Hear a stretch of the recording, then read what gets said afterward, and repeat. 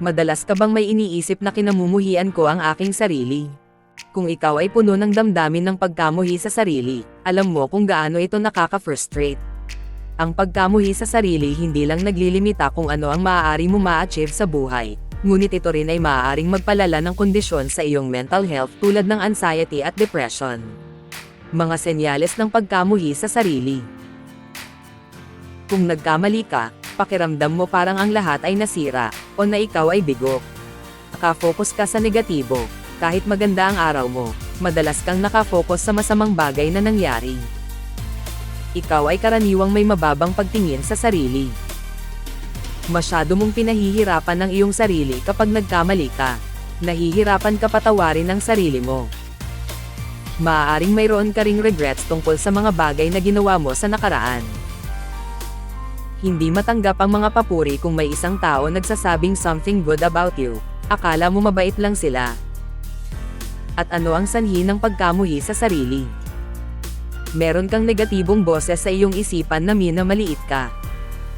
Ang kritikal na boses na ito maaaring ikumpara ka sa iba, o sabihin sa iyo you are not good enough. Parang isang taong nagpapanggap na kaibigan mo pero sa totoo lang ay isang kaaway, na may layunin sirain ang iyong tagumpay. Ang mga bagay na maaaring sabihin ay negatibong boses sa iyong isipan ay ang mga sumusunod. Sino ka sa tingin mo para gawin yun? Hindi ka magtatagumpay kahit anong pilit mo. Hindi mo mapagkakatiwalaan ng sino man, pababayaan ka lang nila. Bakit magugustuhan ng tulad mo ng isang taong ganyan? Meron siyang lihim na motibo. Kung meron kang isang boses sa isip mo na ganito, baka maniwala ka, ang ganitong uri ng kritikal na boses sa isip mo ay totoo.